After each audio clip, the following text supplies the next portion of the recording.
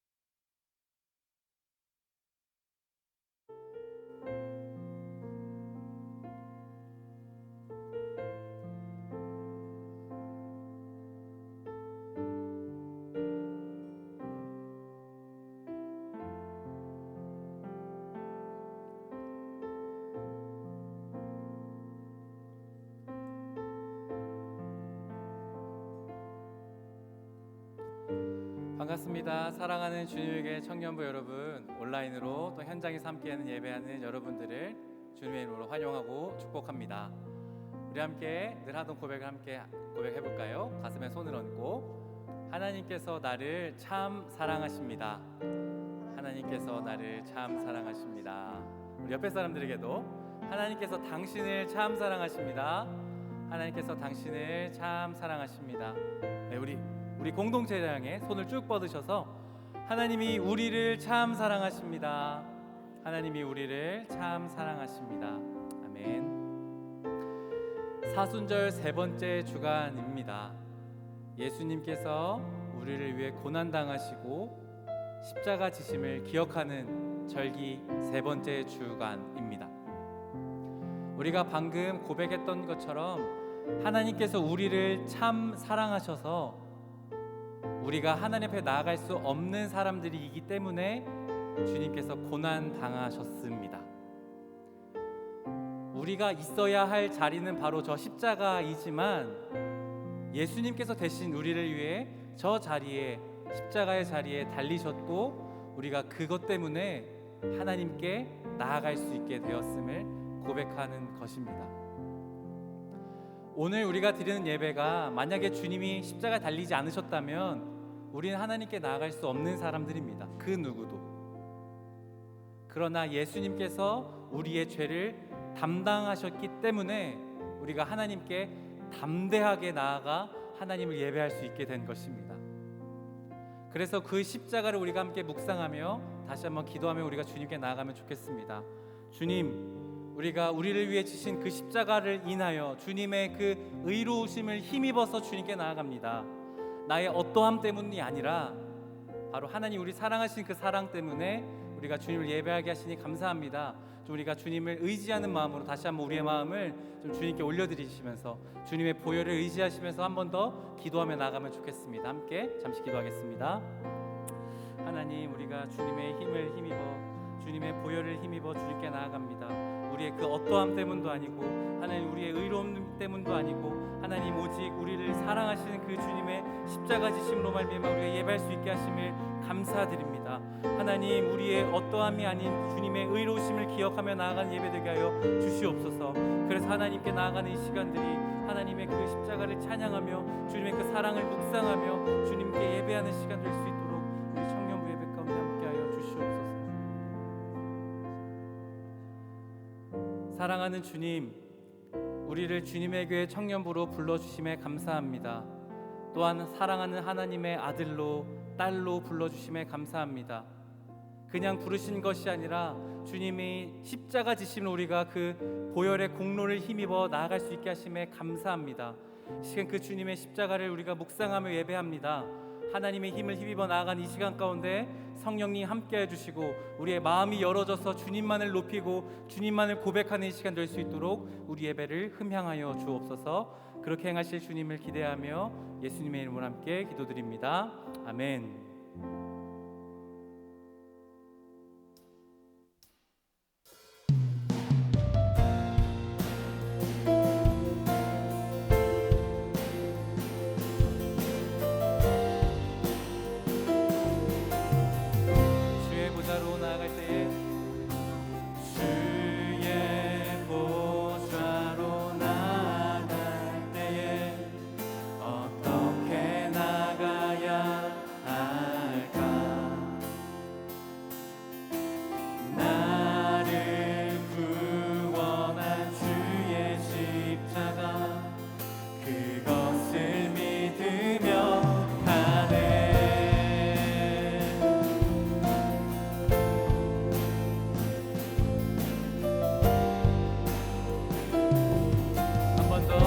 보좌로 나아갈 때에 주의 보좌로 나아갈 때에 어떻게 나가야 할까? 나를 구원한 주의 십자가 그것을 믿으며 가네. 자격 없는 내 힘이 아닌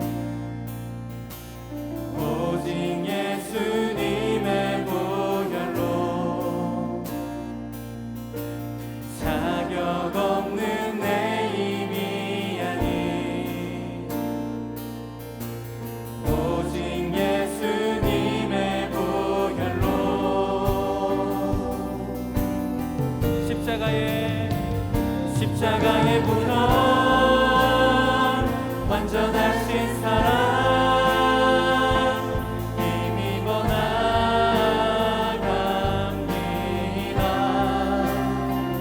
십자가의 보혈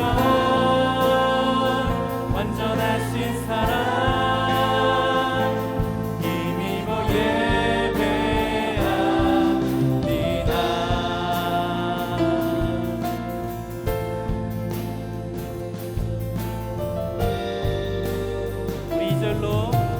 주의 보좌로 나아갈 때에 주의 보좌로 나아갈 때에 나 여전히 부족하나 나를 품으신 주의 그 사랑 그것을 믿으며 가네. 자격 없는 내 힘이 아닌 오직 예수님의 보혈로 자격 없는 내 힘이 아닌 오직 예수님의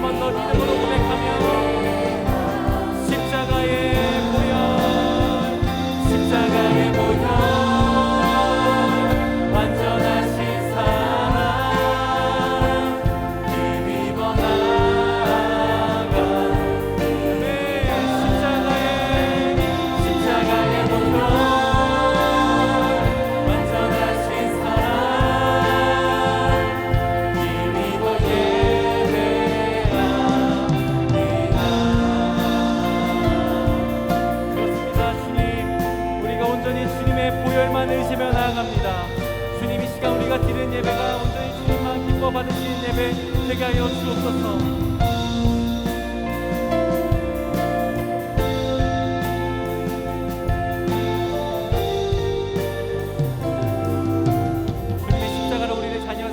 주님께 박수로 영광 올려드리겠습니다.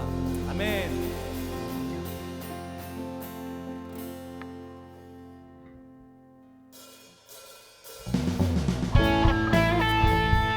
함께 박수 치며 우리의 소망 되신 주님의 이름을 높이며 나아가겠습니다.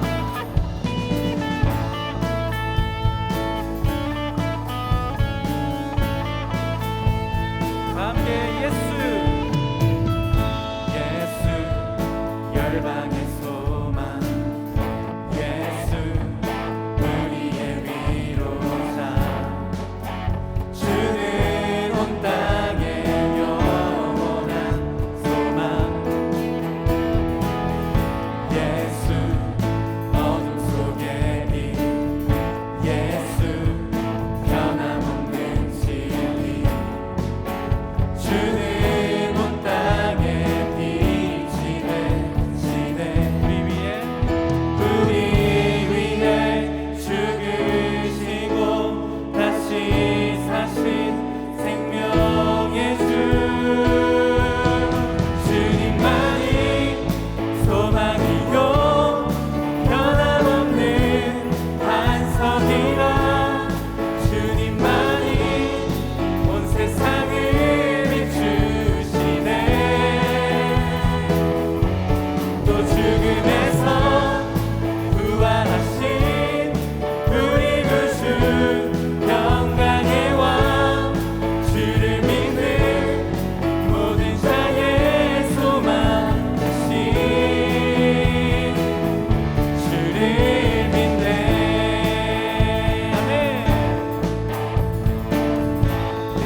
고백합시다. 예수 열방의 소망 예수 열방의 소망 예수 우리의 위로자 주는 온 땅의 영원한 소망 아멘.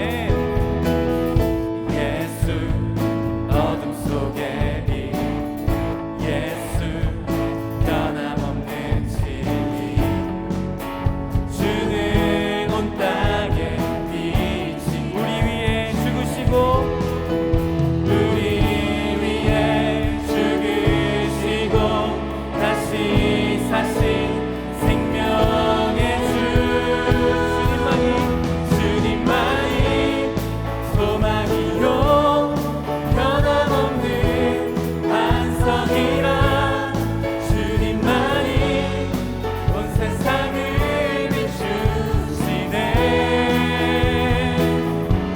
또 죽음에서 부활하신 우리 구주 평강의 왕 주를 믿는 모든 자의 소망 주를 믿네 주를 믿네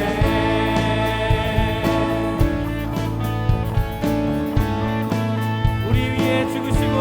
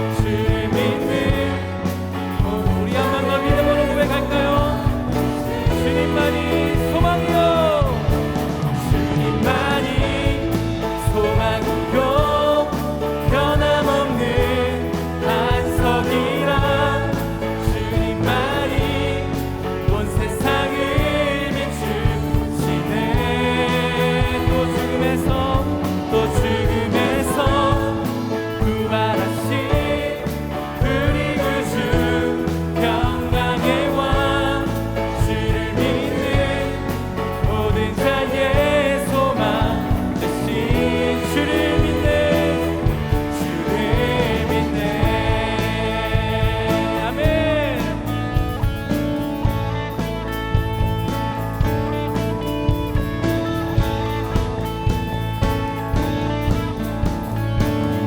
우리의 참된 소망, 우리의 구원자 되시는 주님께 박수 영광 올려드리겠습니다. 아멘.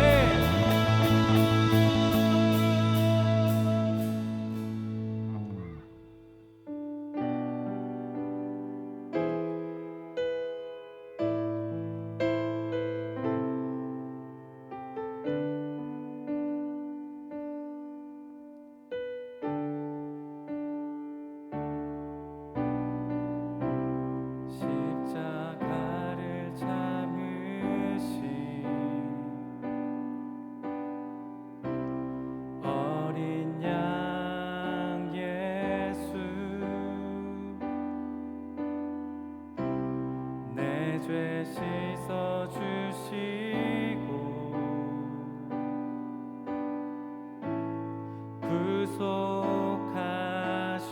구속하셨네. 어둠을 물리치신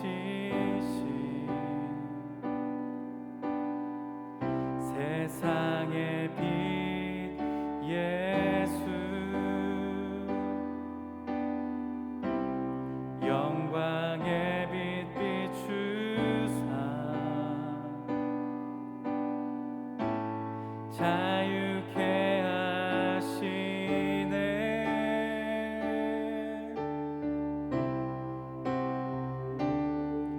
예수 하나님의 완전한 사랑, 예수 하나님의 값없는 은혜, 예수 하나님의 놀라운 지혜, 아름다운 그 이름 예수. 우리가 함께 고백하겠습니다. 십자가를 참으신 어린 양 예수, 내 죄 씻어 주시고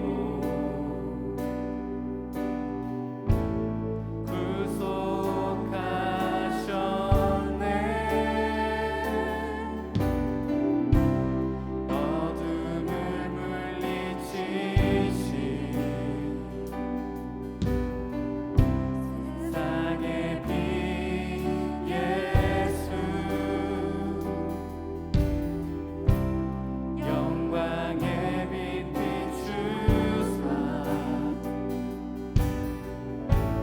자유케 하시네. 예수 하나님의 완전한 사랑, 예수 하나님의 값없는 은혜, 예수 하나님의 놀라운 지혜, 아름다운 그 이름. 한 번 더 예수 하나님의 완전한 사랑, 예수 하나님의 값없는 은혜, 예수 하나님의 놀라운 지혜, 아름다운. 우리 한 번 더 아름다우신 주님의 이름을 노래하며 예수 하나님의 완전한 사랑, 예수 하나님의 값없는 은혜, 예수 하나님의 놀라운 지혜, 아름다운 그 이름 예수 사랑합니다.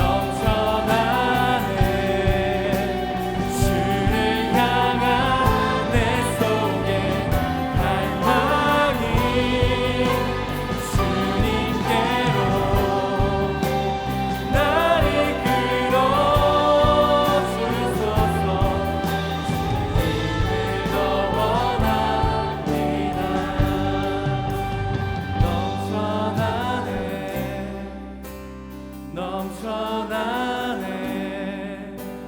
주를 향한 내 속에 갈망이 주님께로 날 이끌어 주소서. 주님을 더워. 우리의 고백을 담아 다시 한번 고백합시다. 넘쳐나네, 넘쳐나네. 주를 향한 내 속에 갈망. 주님께로, 주님께로 날 이끌어 주소서. 주님을 더 원합니다. 다시 한번 우리가 이 가사의 고백들을 다시 한번 우리가 주님께 우리의 입술로 고백합시다. 주님, 우리가 주님의 사랑을 더 원합니다. 이 세상 그 어떤 것보다 주님의 사랑을 갈급해하며 주님께 나아갑니다. 우리를 위해 지신 그 십자가의 사랑이 무엇인지 우리가 더 깊이 알기 원합니다. 주님, 말씀으로 이 시간 가운데 깨닫게 하시고 하나님, 성령 하나님 임재하셔서 지혜와 계시형으로 우리가 하나님을 예배할 때 우리를 만나 주시옵시고 우리가 주님만을 참되게 예배하는 시간 되게 해달라고 우리가 기도하며 다시 한번 주님께 나가겠습니다. 함께 기도합시다. 사랑하는 주님, 우리가 주님을 더 높이기 원합니다. 하나님, 우리의 사랑을 다시 한번 주님께 고백합니다. 하나님, 더 크신 그 주님의 사랑을 높여드리오니 하나님, 시간 우리가 주님의 사랑을 더 알게 하여 주시옵고 하나님께서 이 시간 가운데 역사하시는 그 주님의 사랑이 임재하게 하여 주시옵소서. 하나님만 우리가 더 원합니다. 하나님께서 이 시간 가운데 좌정하여 주시고 지혜와 계시오라 하여 주시옵소서.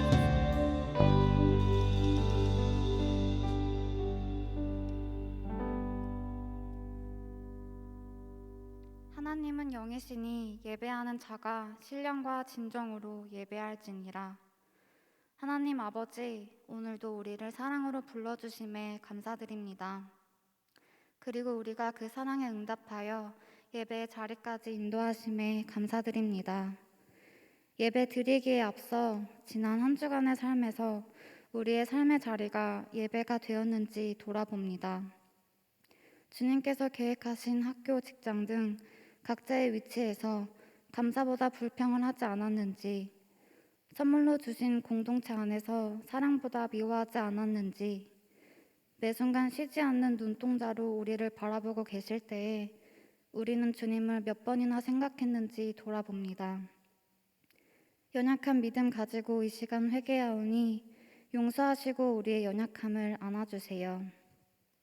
오늘 이 예배가 뜻없는 열정이 아닌 나의 모습 그대로를 보여드리는 진심 있는 예배 되길 소망합니다. 몸과 마음의 아픈 곳들, 감당하기 힘겨운 일들, 예전보다 뜨겁지 않은 하나님과의 관계 등 이 시간 주님 앞에 내려놓고 이런 나의 못난 모습도 사랑하시는 아버지께 사랑 고백하는 예배 되길 소망합니다.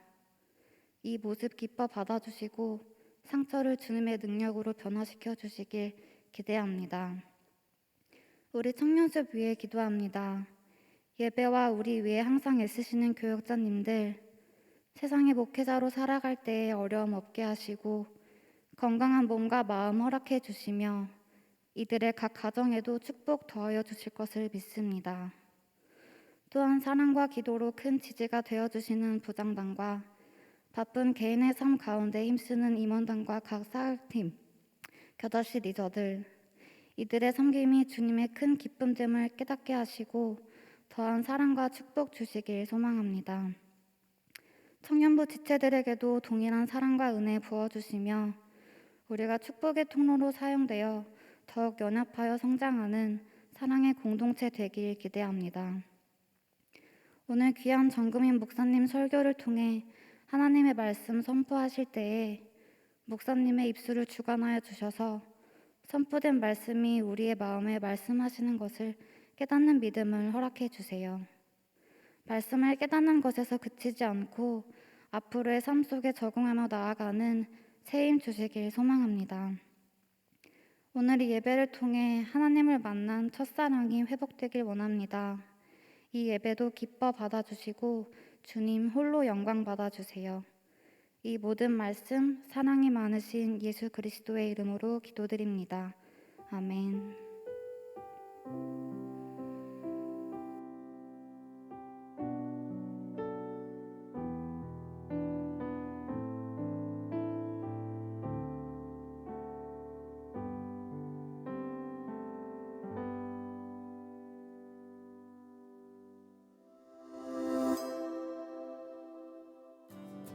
(3월 20일) 청년부 광고 안내드립니다. 정부의 사회적 거리두기 종교활동 적용 기준에 따라 종교시설의 전체 수용인원 798명까지 예배가 가능합니다. 확진자가 급증하는 가운데 교회 내 행사와 모임은 자제해 주시고 상시 마스크 착용 및 생활 속 거리두기를 철저히 지켜주세요. 또한 정부의 방역 수칙에 따라 교회 출입 시 QR 체크인을 하지 않아도 되니 참고 부탁드립니다. 온라인 예배는 매주 주일 오후 2시 반 유튜브 실시간 스트리밍으로 진행됩니다. 청년부의 모든 공지사항은 카카오톡 플러스 친구를 참고해주세요. 카카오톡에서 PCL 주님의 교회 청년부를 검색해서 채널을 추가해주세요. 오늘은 사순절 세 번째 주일입니다. 주님의 십자가를 묵상하며 경건하게 보내는 한 주 되시길 바랍니다. 30기 이석 형제가 새가족 등록을, 22기 박다혜 자매, 30기 장은별 자매가 새가족 재등록을 했습니다. 청년부와 함께하게 된 여러분을 진심으로 환영하고 축복합니다. 큐티의 민족이 오늘과 다음 주일 2주간 청년부 예배 전후 로비에서 진행됩니다. 우편 수령을 원하시는 분들은 김종희 목사님께 신청해주세요. 어려운 이웃을 위한 특별헌금, 동일헌금 안내드립니다. 이 헌금은 울진 및 동해지역 산불 피해 이재민과 우크라이나 전쟁 난민을 위해 사용됩니다. 기도하는 마음으로 함께 동참해 주시기 바랍니다. 청년 예배는 유튜브 주님의 교회 청년부 채널에서 다시 보실 수 있습니다. 여기까지 3월 20일 청년부 주일 광고였습니다. 예수님의 고난과 십자가를 묵상하며 잠잠히 나아가는 한 주 되기를 소망합니다. 사랑하고 축복합니다. 감사합니다.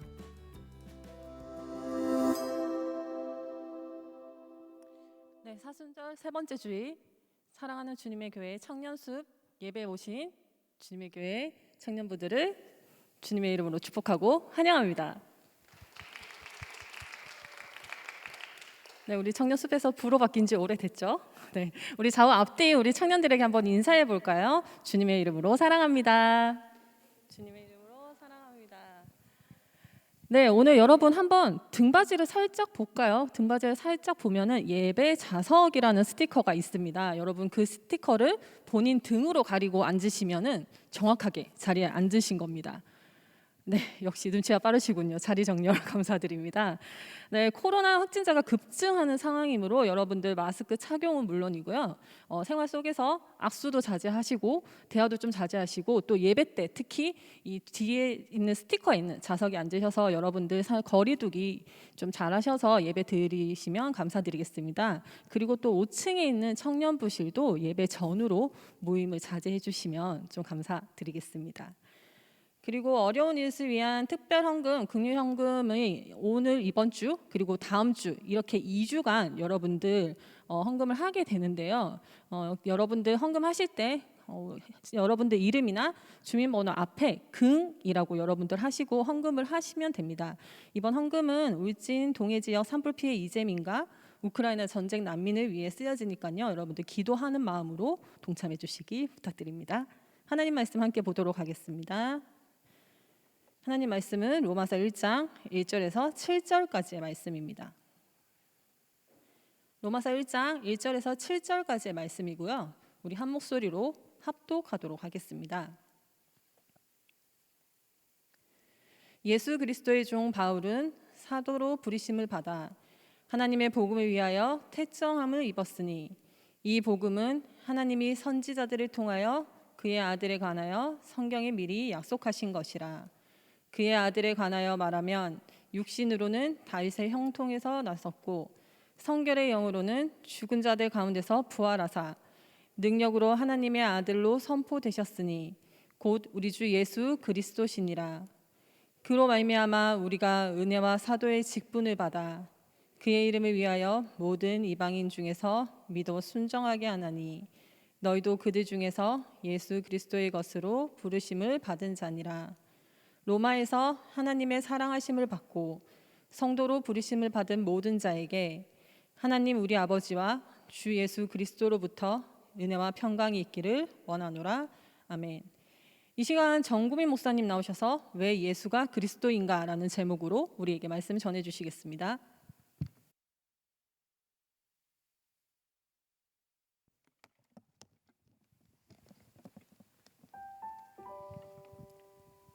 우리가 계속해서 기도해왔던 말씀을 시작하기 전에 우리가 평화의 기도를 함께 좀 하나님 앞에 올려드렸으면 좋겠습니다. 따로 공동의 기도로는 올리지 않고 두 가지의 기도 제목이 화면에 뜹니다.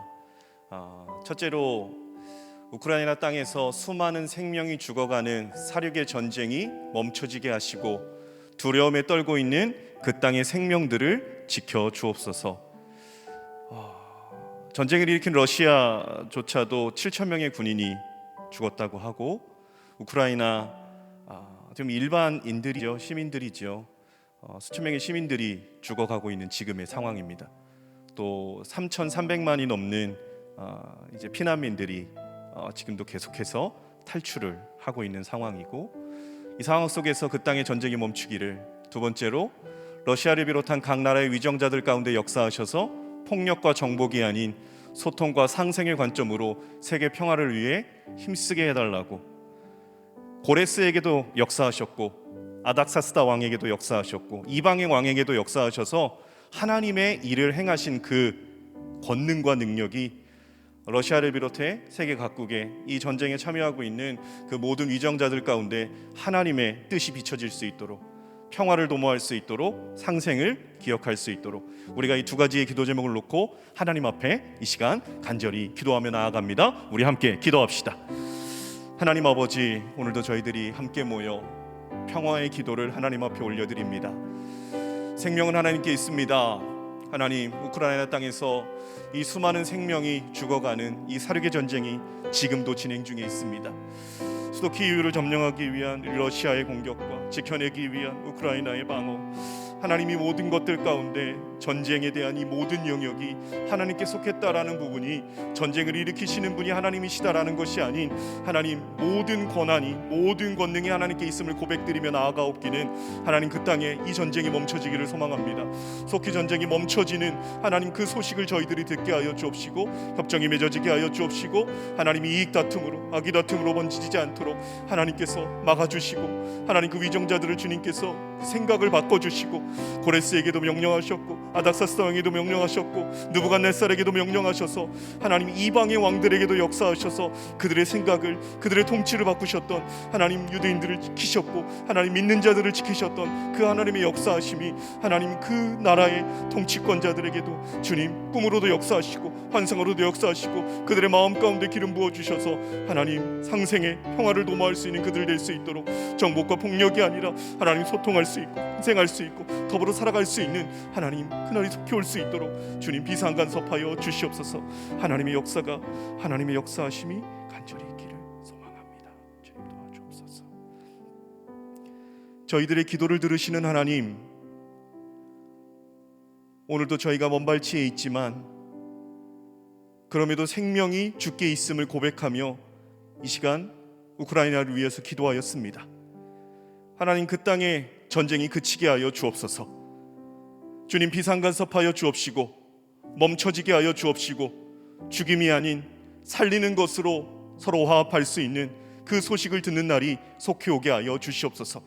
지금도 두려움에 떨고 있는 우크라이나 모든 국민들 가운데, 또 명분 없는 전쟁 속에 왜 전쟁을 해야 되는가에 대한 갈등으로 있는 군인들에게도 하나님 바른 생각과 또 두려움이 떨쳐지게 하여 주옵시고, 그들 가운데 하나님의 역사하심으로 말미암아 다시금 회복되어 또 위로하시고 일으키시는 하나님을 경험하는 그 땅의 모든 국민들 될 수 있도록 하나님 함께하여 주옵소서. 예수 그리스도의 이름으로 기도드립니다.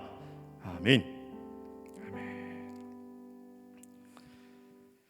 네, 사순절 세 번째 주일 속에 오늘 함께 읽은 이 로마서 1장 1절로 7절까지의 말씀으로 전할 제목은 이제 왜 예수가 그리스도인가라는 제목으로 함께 좀 말씀을 나눠보도록 하겠습니다.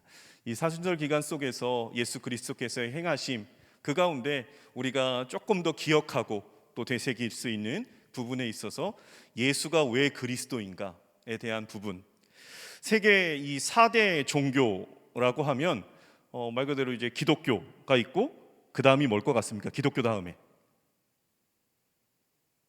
이슬람이 있고 그 다음에 힌두교가 있고 그 다음에 불교가 있어요. 이게 세계 4대 종교예요. 4대 종교라고 말하는 부분에 있어서는 당연히 그 종교인 수가 많은 부분부터 언급을 했죠. 그래서 이 위키백과 자료를 참고하자면 이렇게 나와 있습니다. 지금 저 파란 부분이 기독교고요, 빨간 부분이 이슬람이고, 그리고 연두색이 힌두교고, 그리고 보라색이 불교예요. 그래서 보면 이 기독교 인구가 21억이 넘고 기독교 인구가 21억이 넘는다라는 건 기독교 안에는 두 가지가 있습니다. 하나가 뭐냐면 대표적으로 이 개신교와 천주교가 있죠. 내가 기독교다라고 말하는 부분에서 조금 더 정확한 명칭은 우리는 개신교다라는 부분이 조금 더 정확한 명칭이에요. 기독교 안에 천주교와 이 개신교가 같이 있어요. 그래서 21억 전 세계에서. 그리고 이슬람교가 11억입니다. 이슬람교가 11억이라는 부분에서도 상당하지요. 그리고 힌두교가 9억이에요. 우리 주변에 힌두 교인들 많이 볼 수는 없지만 이 힌두교가 9억이라는 부분에서 많은 영향력이 미쳐지는 건 인도의 인구가 13억인데 인도의 국교 90% 이상의 사람이 믿는 종교가 힌두교이기 때문에 종교 인구로서는 힌두교가 이제 9억 이렇게 됐고, 불교가 이제 우리나라 자체도 이제 뭐 대승불교, 소승불교에서 이 불교에 대한 문화권으로서 이 불교가 이렇게 해서 4개의 종교가 세계 4대 종교라고 말하고 있습니다. 이 우리나라는 불교를 뭐 아니다라고 하는 사람도 있겠지만 이 불교가 민족 종교성이 강합니다. 이 불교가 우리나라에 있어서는.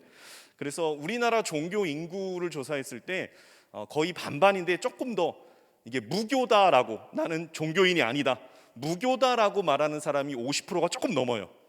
그런데 내가 이제 무교다, 종교가 없다라고 말하는 사람 중에서 이 종교 중에서 호감도가 있는 종교가 어디냐라고 우리나라 사람들을 물었을 때 대부분 불교를 호감 종교로 말한다라는 거예요.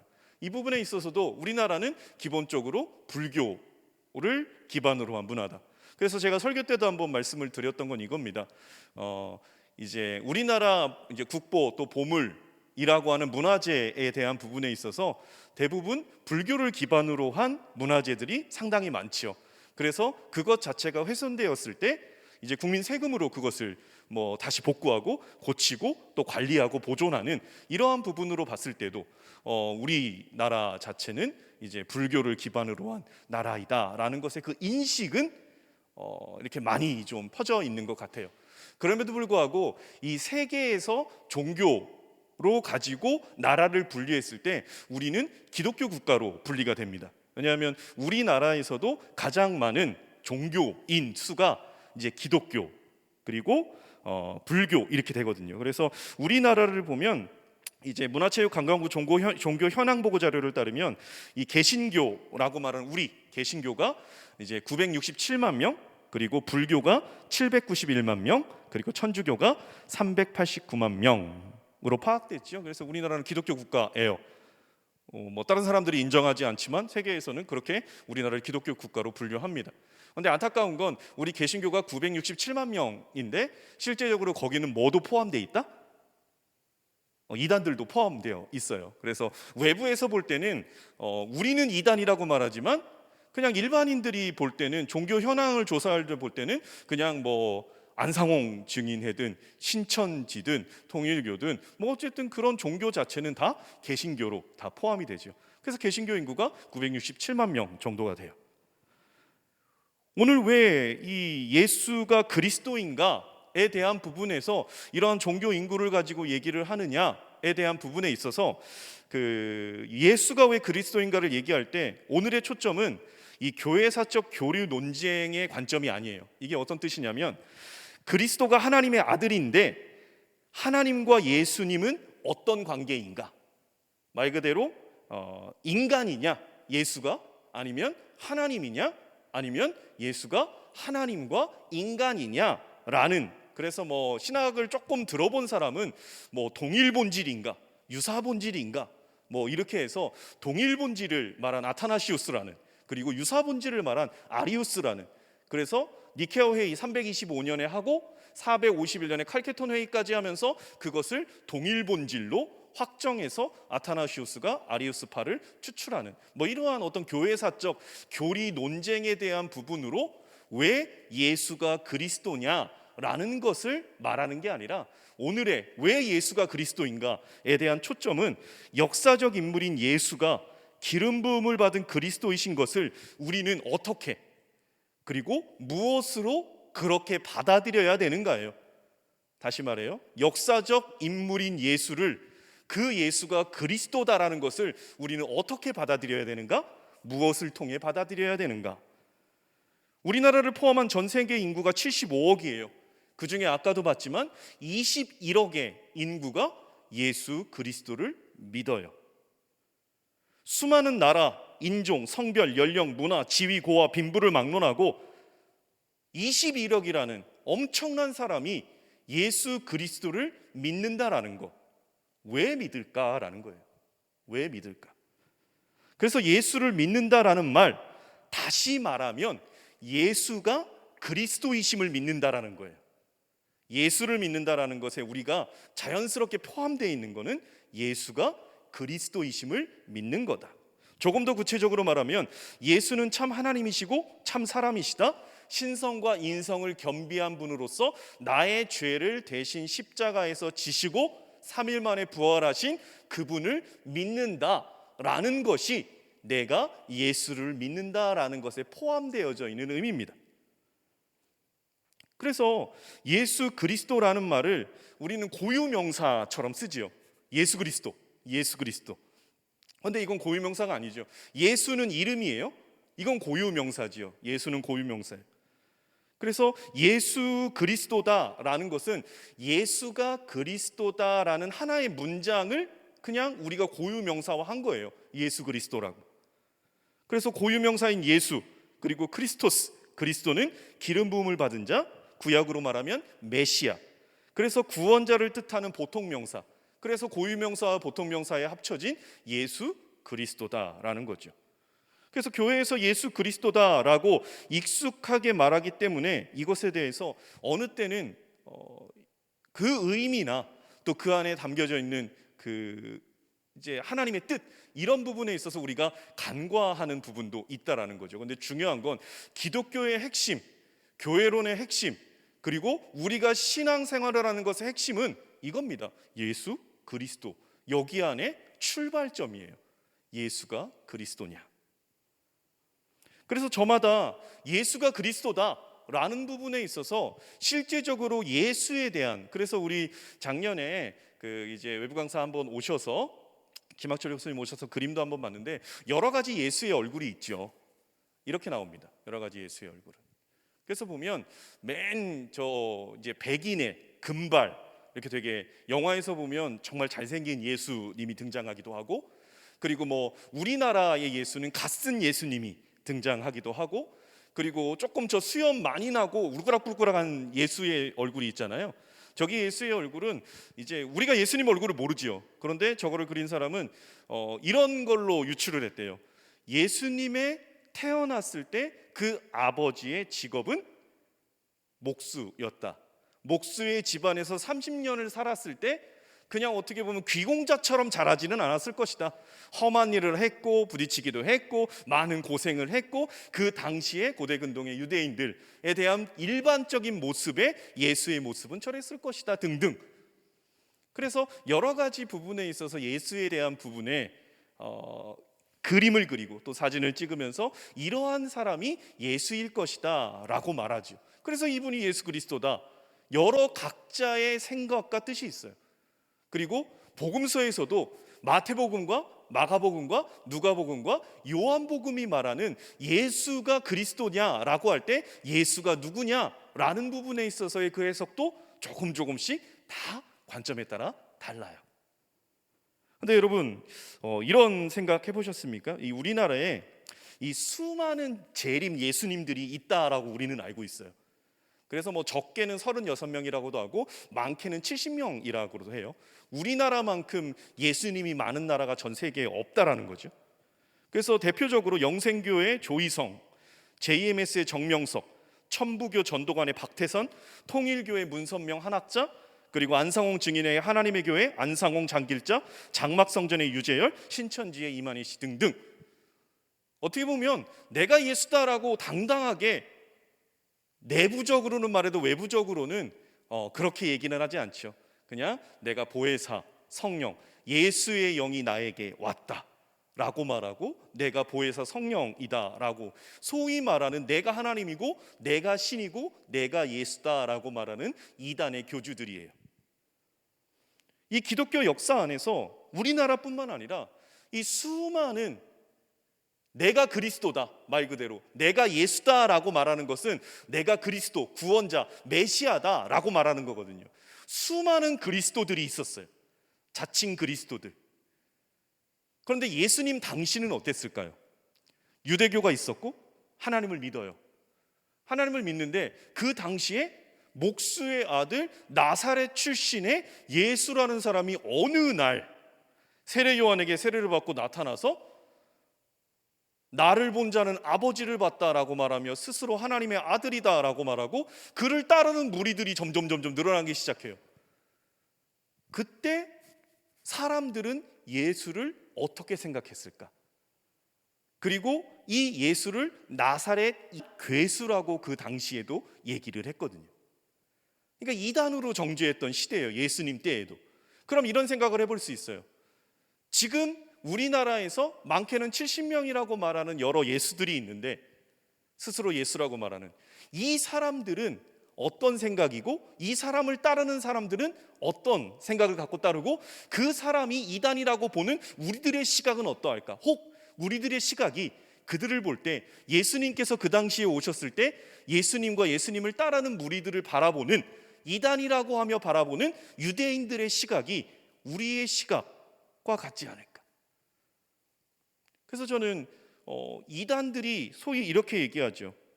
이 비밀이라는 기독교 역사 안에서 자신이 하나님의 아들이자 성령이자 예수라고 하는 사람들, 그들이 말해요. 비밀이고 깨닫지 못했기 때문에 사람들이 자신을 예수로, 하나님의 아들로 알아보지 못하는 것이다. 신천지도 우리를 향해 그럴 거예요. 너네들이 잘 모르기 때문에 그런 거야. 근데 이러한 시각 자체는 예수님 당시도 동일하지 않았을까요? 예수님이 오셨는데 예수님을 이단으로 여겼어요. 우리가 만약에 그 당시에 유대인이었다면, 구약의 하나님을 믿는 유대인이었다면 우리는 예수 그리스도를 어떻게 판단했을까? 완전히 비교를 할 수는 없지만 지금 시대에 이만희 씨를 보면서, JMS 정명석 씨를 보면서, 통일교 이제는 고인이 됐지만 문선명 한학자, 안상홍, 장길자, 이렇게 보면서 우리는 그들을 어떤 시각으로 바라봐야 될까?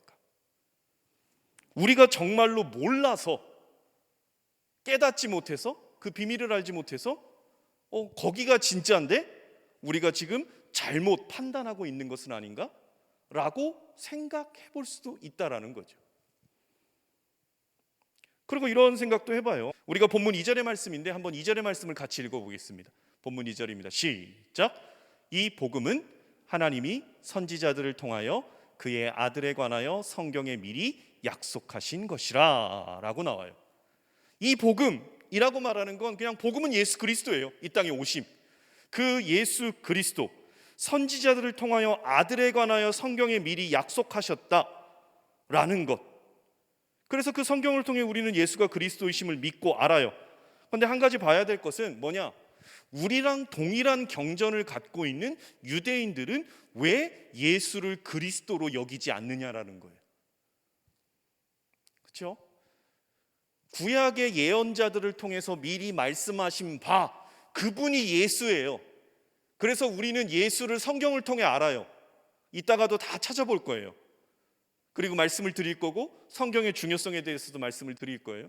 근데 중요한 건 똑같은 구약을 믿는 유대인과 우리들, 왜 우리는 예수가 그리스도이신데 그들은 혈통으로도 유대인의 혈통 속에 예수께서 나셨는데, 이스라엘 혈통에서 왜 예수를 그저 어떻게 보면은 한낱 랍비 중에 한 명인, 그리고 조금 더 높게 여기면 그 위대한 스승들 중에 한 명이었던 그런 존재로 생각하고 있느냐라는 거예요.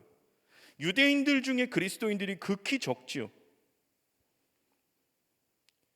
그래서 우리는 예수를 구약의 근거에서 해석하면 바로 그 구약의 민족인 유대인들이 예수를 메시아로 인정하지 않는 사실, 이 사실에 있어서 우리는 심각하게 고민해보지는 않아요. 그들이 무조건 틀렸고 우리는 무조건 옳다는 독단론에 빠져 있다면 예수 그리스도에 대한 우리의 이해에 대한 부분의 리얼리티는 점점 떨어질 거죠. 그냥 덮어놓고 믿는 거야. 야, 예수가 그리스도야, 믿어야 돼. 그런데 구약 성경 똑같이 믿는 유대인들은 안 믿어. 니네가 잘못된 거야 라고 덮어버리는 문논리로 간다면 조금 우리 자체도 석연치 않다라는 말입니다.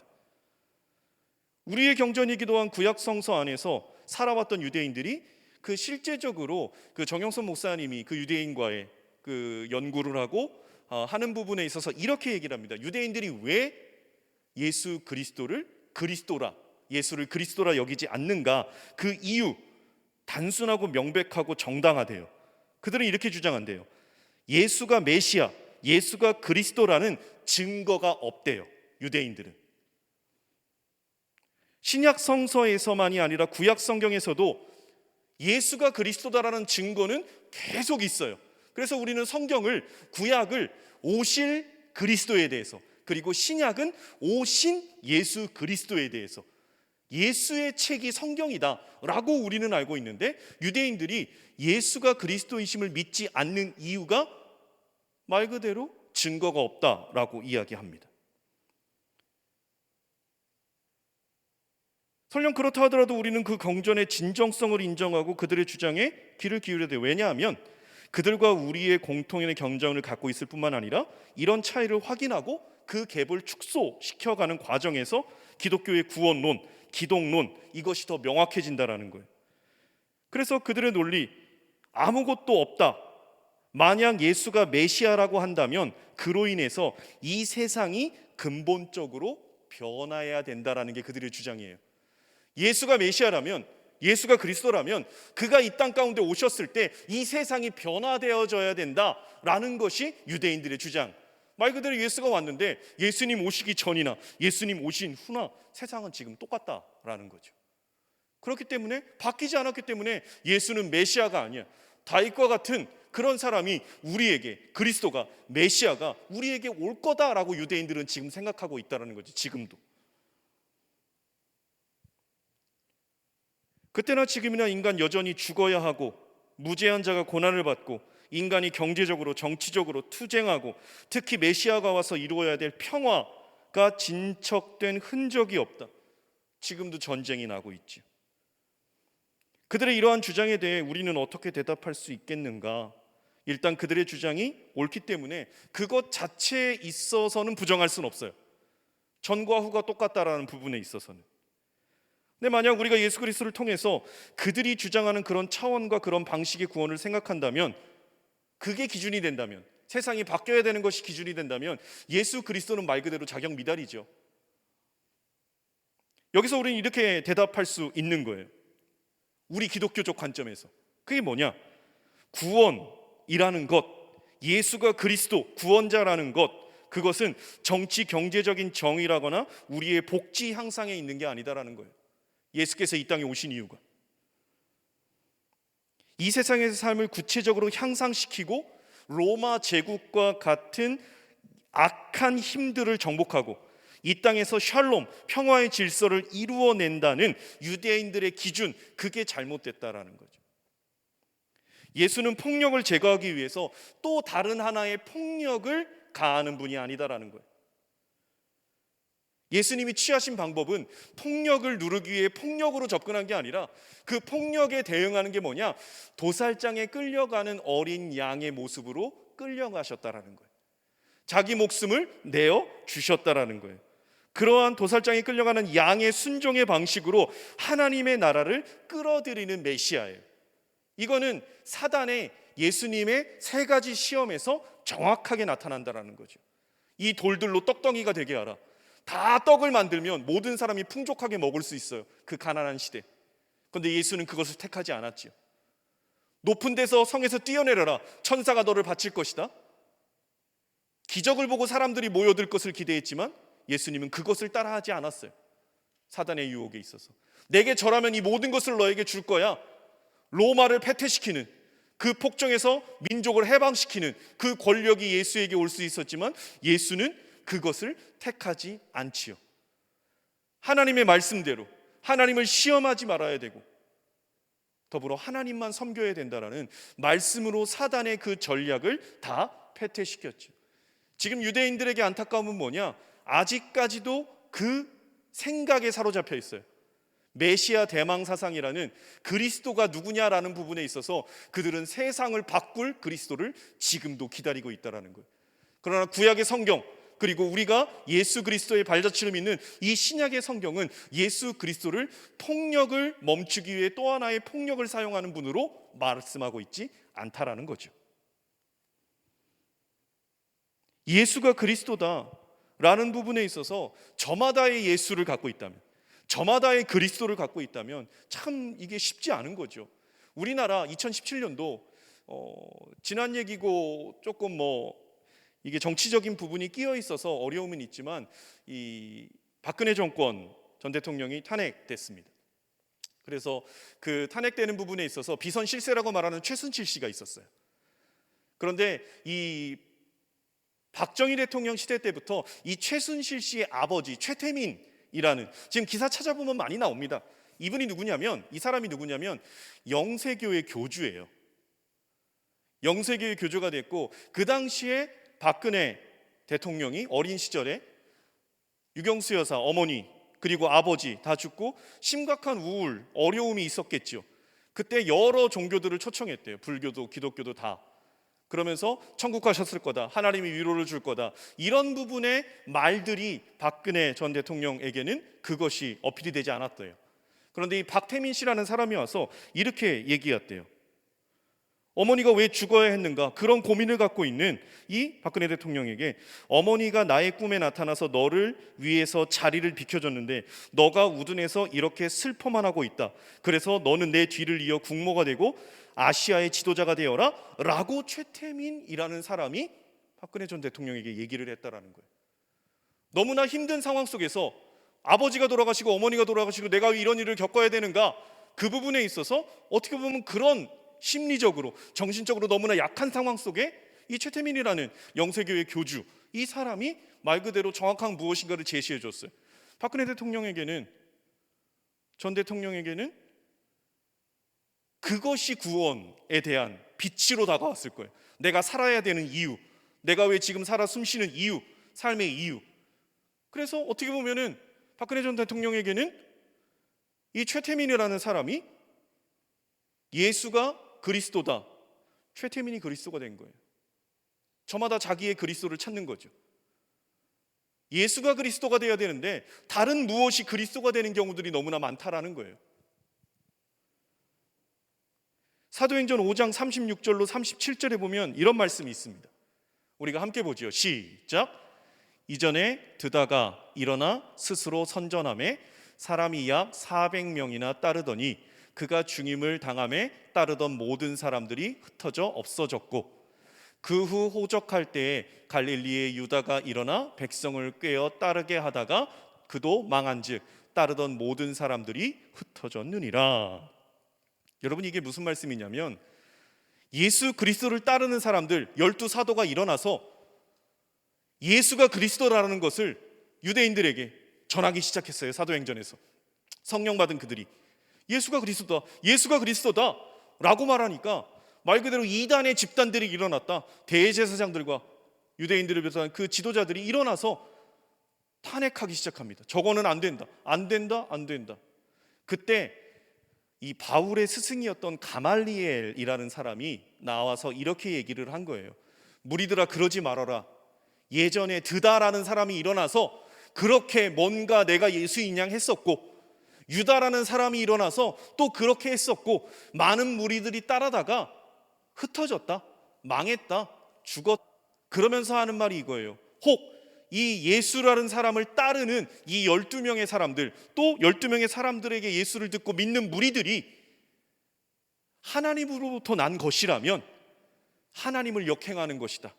그런데 사람으로 난 것이라면 자연스럽게 드다처럼, 유다처럼, 그를 따랐던 무리들처럼 흩어질 것이니 너희들이 함부로 말할 수 없다라고 이야기하는 거죠.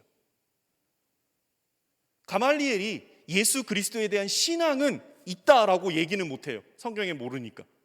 그럼에도 이 사람은 알고 있어요. 나름 지혜자예요. 하나님으로부터 났으면 사람이 망하게 할 수 없는 거예요.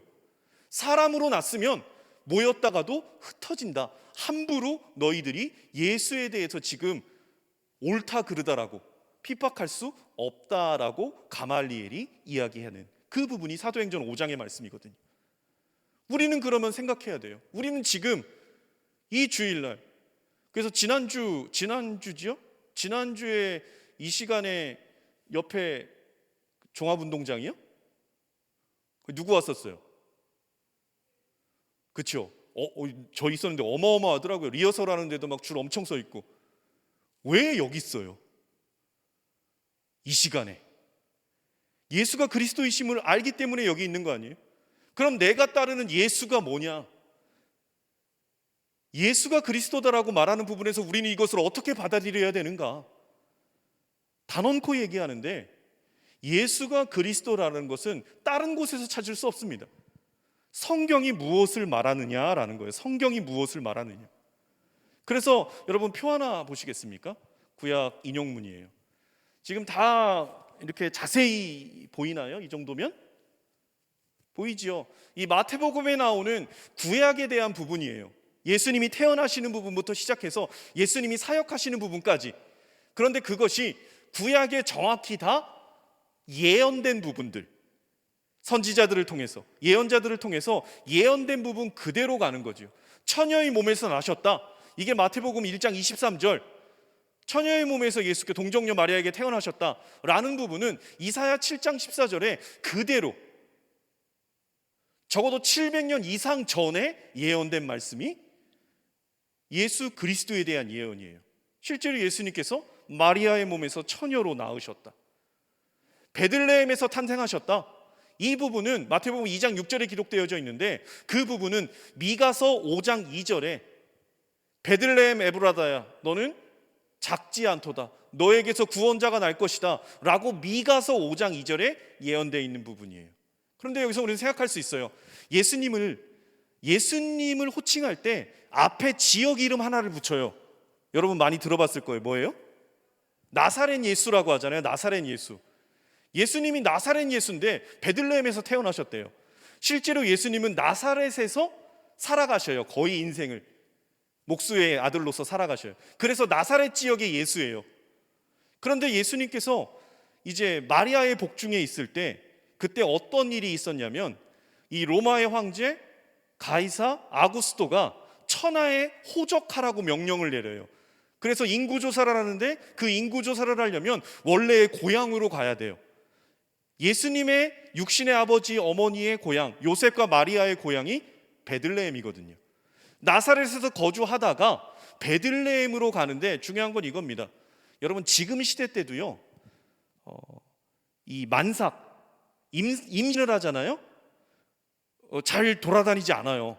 안정기도 있고 옛날에는 더 했겠죠. 말 그대로 지금이야 자동차를 타거나 기차를 타거나 안전하게라도 갈 수는 있어요. 근데 그 당시는요 걷는 거예요. 조금 괜찮으면 뭐 말을 타든 나귀를 타는 것이었는데 중요한 건 요셉과 마리아 실제적으로 방 한 칸 구할 것 없을 만큼 가난했던 사람이에요. 그냥 걷는 거죠. 너무나 힘든 몸을 그리고 목숨의 위협이 있는 아이의 어려움이 있는 상황에서도 가이사 아구스토의 영이 있었기 때문에 나사렛에서 그대로 있지 않고 베들레헴으로 가서 호적하러 가는 그 길 베들레헴에서 예수님께서 말구 위에 태어나셨다라는 부분. 이것은 구약의 예언 미가서 5장 2절의 예언이 그대로 성취되는 부분이다라는 거예요. 애굽에서의 체류 이게 뭐냐? 동방의 박사들 보고하고 돌아갔을 때 헤롯이 2살 이하의 아기를 죽이려고 해요. 그랬을 때 애굽으로 가 있어라 라고 하나님의 천사가 요셉과 마리아에게 얘기해요. 그래서 아기를 데리고 애굽으로 가요. 그리고 애굽에서 다시금 올라옵니다. 뭐냐? 이것도 호세아 11장 1절에 예언되어 있는 부분. 나사렛 사람이라 칭한다 라는 부분도 이 이사야 11장 1절의 예언. 가버나움으로 가셔서 사역하신다 라는 부분도 이사야 9장. 예수님의 치유 행위의 모든 것들에 있어서 이사야 53장. 그리고 예수님께서 모든 것을 비유로 말씀하신다 라는 부분에서는 시편 78편. 그리고 나귀를 타고 입성하신다, 말이 아닌 입성하실 때 나귀를 타고 입성하신다라는 부분은 스가랴 9장 9절에 다 구약에 예언되어 있는 이 사람이 너희의 구원자 메시아다, 그리스도다 라고 구약이 예언하고 있고, 그 구약 자체가 실제로 예수 그리스도께서 다 이루시고 성취하셨다라는 것. 그래서 우리가 예수가 그리스도다, 여러분 이것을 어떻게 알아야 되는가? 단언코 확신해서 얘기합니다. 여러분 말씀을 통해서 알아야 돼요. 말씀이 무엇을 주장하는가? 말씀이 누구를 가리키는가? 모든 성경 자체가 예수 그리스도에 대한 예언들이에요. 그리고 모든 구약의 예언은 예수 그리스도로 귀결됩니다.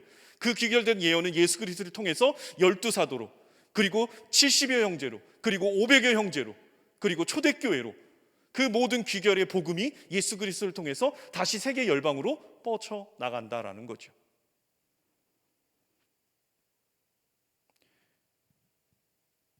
기복주의, 혼합주의, 다원주의가 팽배한 지금의 시대 속에서 여러분 우리가 정확하게 알아야 될 것은 성경이 말하는 예수가 그리스도시다, 예수가 구원자시다라는 거예요. 방금 말씀드렸던 기복, 혼합, 다원주의 이렇게 얘기할 수 있어요. 여러분의 그리스도는 누굽니까? 여러분의 그리스도, 내가 나의 구원자, 나의 위로자, 나의 피할 바위, 나의 산성, 여러분의 그리스도는 누구예요? 내가 예수를 그리스도다라고 고백하고 있지만 실제적으로 어느 순간에 살아갈 때에는 말 그대로 돈이 그리스도가 될 수도 있고요, 명예가 그리스도가 될 수 있고, 권력과 자신의 욕망 등이 그리스도가 될 수 있어요.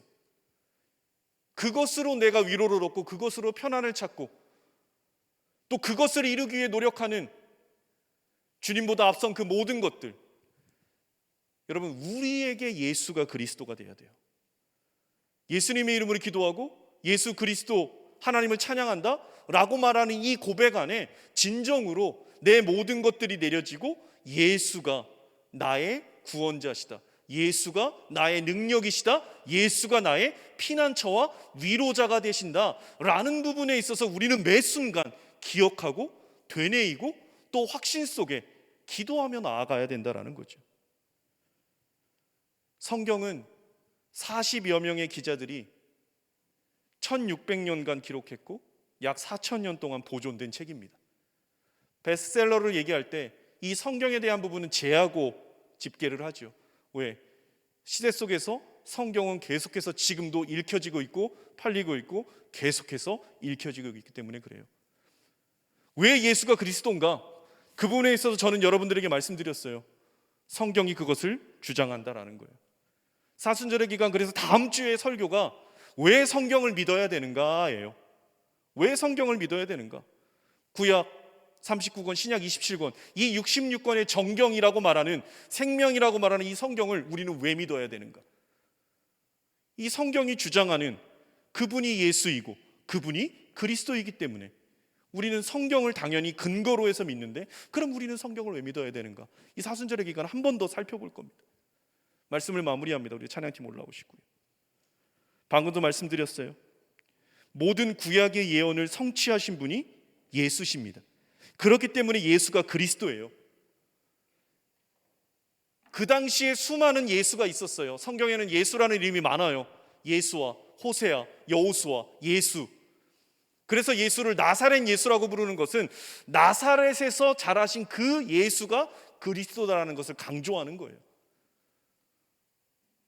여러분들이 지금 예수님을 믿는다라고 말하는 신앙생활 속에서 여러분들의 그리스도는 누구입니까?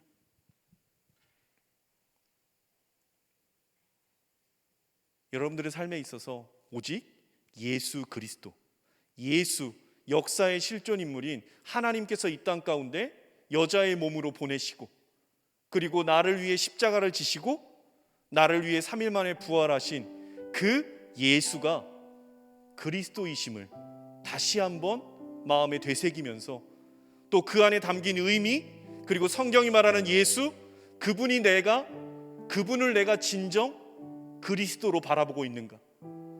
내 삶의 목적이신가? 내 삶의 구원자이신가? 나의 위로자신가? 피난처신가? 다시 한번 보면서 나는 무엇으로 위로를 받고 나는 평안을 얻는가? 여러분들의 인생에서 예수가 구원자가 되고, 예수가 위로자가 되고, 예수가 여러분들의 피할 바위가 되는 그 인생 되기를 예수 그리스도의 이름으로 축복합니다.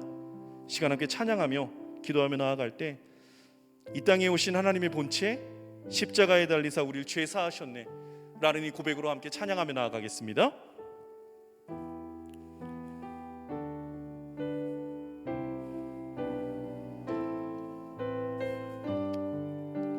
함께 믿음으로 고백하며 나아가겠습니다. 이 땅 위에 오신, 이 땅 위에 오신 하나님의 본체, 십자가에 달리사 우리 죄 사하셨네. 하나님이 그를 지극히 높여 모든 이름 위에 뛰어난 이름을 주사 우리 예수 이름 앞에 절하고 모든 입이 주를 시인해. 영광 중에 오실 주를 보리라. 선포해 왕께 만세, 왕께 만세. 존귀와 위엄을 찬양해. 왕께 만세. 주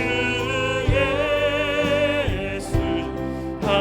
다시 한번 합시다. 이 땅 위에 오신, 이 땅 위에 오신 하나님의 본체, 십자가에 달리사 우리 죄 사하셨네.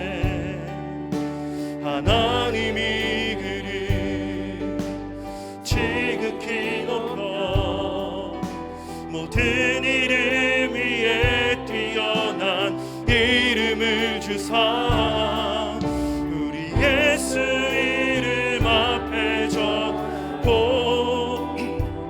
모든 입이 주를 시인해. 영광 중에 오실 주를 보리라. 선포해 왕께 만세, 왕께 만세. 존귀와 위엄을 찬양해.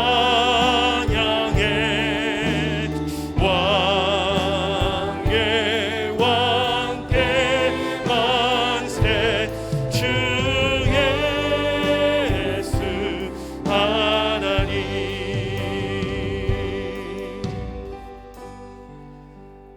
여러분, 이 시간 이렇게 기도합시다. 하나님 앞에 진지하게 자신을 돌아보며 물었으면 좋겠어요. 하나님, 저의 그리스도가 하나님의 아들 예수이길 간절히 소망합니다. 입술만이 아니라 나의 위로자, 내 삶의 목적, 이유, 나의 구원, 나의 평안, 내 모든 것, 그것이 기름 부음 받은 자 그리스도, 그분이 예수이기만을 소망합니다. 다른 것으로 그리스도를 삼지 않는 인생 되어지게 하여 주옵소서. 다른 어떤 것들로 예수의 이름 앞에 대치하지 않게 하여 주옵소서. 하나님, 그러한 인생 될 수 있도록 예수님만이 나의 위로자십니다. 나의 구원자이십니다. 나의 위로이시고 평안이시고 피할 바위이시고 나의 목적과 삶의 이유이십니다. 이 시간에 그러한 찬양과 그러한 간구와 도전의 고백으로 하나님 앞에 기도하며 나아가겠습니다. 함께 기도합니다. 하나님 아버지, 왜 예수가 그리스도인가? 성경이 예수를 그리스도라고 말하기 때문입니다. 모든 성경이 동정녀의 몸에서 나실 것과 베들레헴에서 태어나실 것과 치유하실 것과 비유로 말씀하실 것과 애굽에서 탈출하실 것과 나귀 타고 입성하실 것, 이 모든 것들이 나사렛 사람이라 칭함을 받는 것까지 성경이 예수 그리스도, 성경이 예수를 그리스도라 말씀하시는 그것 때문에 우리에게 그리스도는 오직 예수님 뿐이십니다. 하나님, 다른 것으로 그 안에 대체하지 않게 하여 주옵소서. 다른 것들로 그리스도 삼지 않게 하여 주옵소서. 하나님, 혼합주의와 하나님 타원주의와 기복주의가 넘쳐나는 지금의 시대 속에서 우리가 무엇으로 그리스도를 삼겠습니까? 우리가 착각하지 않게 하시고 우리가 혼돈하지 않게 하여 주시고 오직 나의 위로자, 나의 웃음의 이유, 내 평안의 이유 오직 예수님임을 분명히 붙들고 나아가는 우리들이 되어지게 하여 주옵소서. 오직 그분만을 붙듭니다. 오직 그분만을 왕으로 모십니다. 하나님의 아들이십니다. 내 위로자십니다. 주님, 주님, 주님, 왕께 만세, 왕께 만세. 존귀와 위엄을 찬양해. 왕께 왕께 만세. 주의, 우리 마지막으로 한 번 더 우리의 손을 들어 왕께 만세로 찬양드리겠습니다. 왕께 만세, 왕께 만세. 존귀와 위엄을 찬양해. 왕의 왕께 만세. 주 예수 하나님.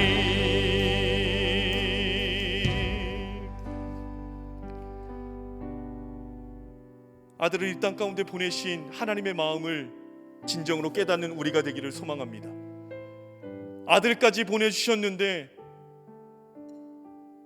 그분을 모른 척하고 하나님의 아들로 인정하지 못했던 적이 있다면 주님 용서하여 주옵소서.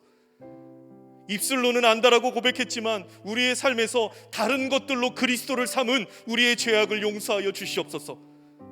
어렵고 힘들어도 삶의 환난이 와도 그것이 우리의 인생의 목적 그리스도가 아니기에 우리는 그 안에서 인내할 수 있고 그 안에서 힘있게 일어날 수 있음을 고백합니다. 그 이유는 우리의 위로와 평안과 능력의 공급과 삶의 목표와 근거는 오직 하나님의 아들 예수께서 우리의 그리스도가 되시기 때문입니다.